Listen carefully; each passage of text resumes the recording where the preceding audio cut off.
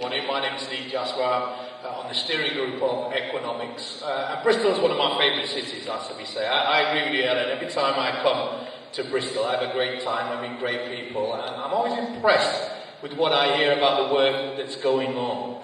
And so I'm delighted to be here this morning to launch this much needed Chamber of Commerce within the Afro-Caribbean community. And Lord knows it's come at a right time, and we've seen of late with the developments of the economy that it's going to be a particularly challenging time for businesses and small businesses. How are they going to rise to those challenges? How are they going to take opportunities out of a recession? Because some of the biggest businesses we know were formed during the period of a recession. Well, I mean, in terms of the real challenging we've got an economic recession. We know that Afro-Caribbean youth employment is going to rise. We're all clear about that, right? We know it's going to rise. We knew it was high before the recession. We had criminally high levels of black youth unemployment whilst the good times were going on. And now that we've had this crash, we will see ever greater numbers of our young people becoming unemployed. Now, what is our response to that? Well, as a community, and Paul will know this, and I've played my part, for a long time. We've been hammering on the door of local authorities and governments to say, give us resources so that we can mitigate the worst aspects of youth unemployment or educational failure within our communities. And depending on which administration is in power, we've had some fortunate success and some not. But essentially what we've characterised our struggle over the last 30, 40 years to get equality is seeking grants to fund projects. Are you with me on that point? Mm-hmm. But largely reduced systemic, social and economic injustice, and we've downsized it to a project problem. But tinkering around the edges of a structural problem that we've been facing for 30 or 40 years is never going to fundamentally address the issues that we face as a community. Because I believe, as part of the economics vision, that I believe that actually we've got the power, the economic power, to move from a campaign around social justice, mentoring projects, so on and so forth, all great stuff, we want that, to economic justice. And for the past 30 or so years, our focus has been on a social agenda, social strong welfare agenda. Because we can go into the next 30 or 40 years just uniquely anaesthetised to the fact that our children and our grandchildren are likely now to carry the debt that the nation's incurred to get out of this credit crunch. I think we're in debt to £798 billion was the last count for the next few generations.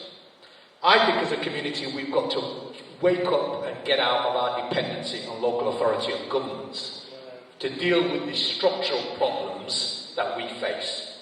They have a role to play in enabling and supporting, but we can't rely on them.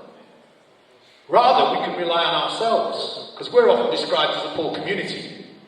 But I've never seen a wealthier poor community in my life. I go into people's homes, I see 52-inch televisions in every room. I see cars that could fund, the GDP of a small African nation. I see enough dances over the weekend, to suggest to me that several £million are being spent in recreational facilities. We spend a lot of money on our dress, we spend a lot of money on our hair, we spend a lot of money. And the African Caribbean community nationwide is reputed to spend £168 billion a year in the consumer economy. As a community, sometimes we can get wrapped up into this sort of, beating our neighbour. The Mr. and Mrs. Jones have got a new car and, we'd rather like one. In some senses, in the poorer communities, and it's not just exclusive to black communities, it's white communities and poor white communities as well. We can be, as a poor working class people, we can are the sort of people who buy things we don't need to impress people we don't know. And we get caught up in that, don't we? If the new Xbox comes out, our child has to have that particular Xbox. Yeah. Rather than buying books or getting a library subscription, we're getting new trainers for our children so that they can hold their heads up with the designer labels. We're spending money on the wrong things and not investing in the right things. That's right. If we were to invest in our own communities, we'd probably need 25% core funding from the statutory authorities, and the rest we could make up ourselves. That's right. And what dignity would there be in a community that can stand on its own 2 feet? Why aren't we investing in our own young people? Every other community will do that. They will forsake their own gratification in order to put some money down to invest in their children. And we buy products every day, but we buy them with businesses that don't reinvest in our communities. Right.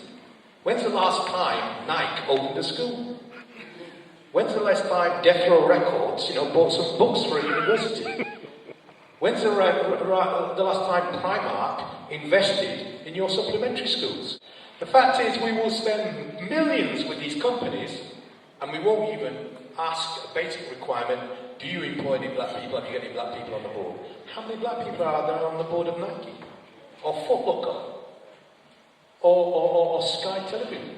How many people you got? There is no African or Caribbean person of British descent on any FTSE 100 companies. That's how seriously they take your expenditure with those companies. How much of you are getting access to supply chain contracts in those big firms, Tesco's and so on, and Asda's and so on and so forth? I think we could do better. And if we were that's what economics is about. It's about consumer awareness campaign. Rather than spend, when we launch later this year our national consumer campaign, we'll be saying to national communities like yours, Afro-Caribbean communities, okay, we've assessed Foot Locker, we've assessed Nike. We're taking national action against them in the major urban areas. And I can tell you that a small campaign launched at a major business of any sort in 4 or 5 of the major areas of London, Manchester, Liverpool, a couple of areas in London, will have dramatic effects on that company in terms of its decision to invest in corporate social responsibility, employ black people or put black people on the board. We also have to say to the local authorities, we are taxpayers. Government regional departments, we are taxpayers. We give you our money. You then come into Bristol, you spend that taxpayers' money in Bristol. How many black businesses are getting procurement contract opportunities with the government, with regional government, with local government, with quangos? Have you seen the list of the BBC expenses of late? Have you seen that story developing? Yep. Well, we all pay taxpayers' money to the BBC. How many black businesses get business from the BBC? How many black people are employed at the senior level at the BBC? How many black people are on the board of governors of the BBC? Now, I think our legacy to our children going forward is to show that not only that we care about them to invest in their futures, but also that we had political and business vision capable of tackling what we know to be one of the worst economic downturns since the post-war period. So we can either go into this recession with a view that, well, if we get a few more pennies from the council, we'll be all right. We will not be all right. If they gave us £50 million tomorrow, that would solve the long-term problems we've got in our community. The issue is for us in our communities, where do we take personal responsibility for where we're spending our money? Council is important to us, and I don't want to take away from that. But they're going to be faced with public spending cuts in the next 2 or 3 years. That's right. Because of the huge investment in the economic stimulus. So we know that grants are going to be reduced. Now, if that's going to be the case, I would be saying to the council, okay, can we look at your procurement policies to see if we can ally your procurement spend with some of our social cohesion objectives to create economies that stand alone in our communities. Are you with me on the point that you need your own economic vision? Mm-hmm. And you need to take your own economic responsibility in order to make the change that you're looking for? And if the Chamber of Commerce cannot bring together those businesses, those organisations in an economic development plan that is largely focused on using our own resources and our own means, I fear we may be back here again in 20 or 30 years talking with our children around the same issues. So I'm delighted to be here. I want us to lift up to a national agenda that economics is putting on the table, and I hope you can respond to the challenge that I've set out to you here today. Thank you very much.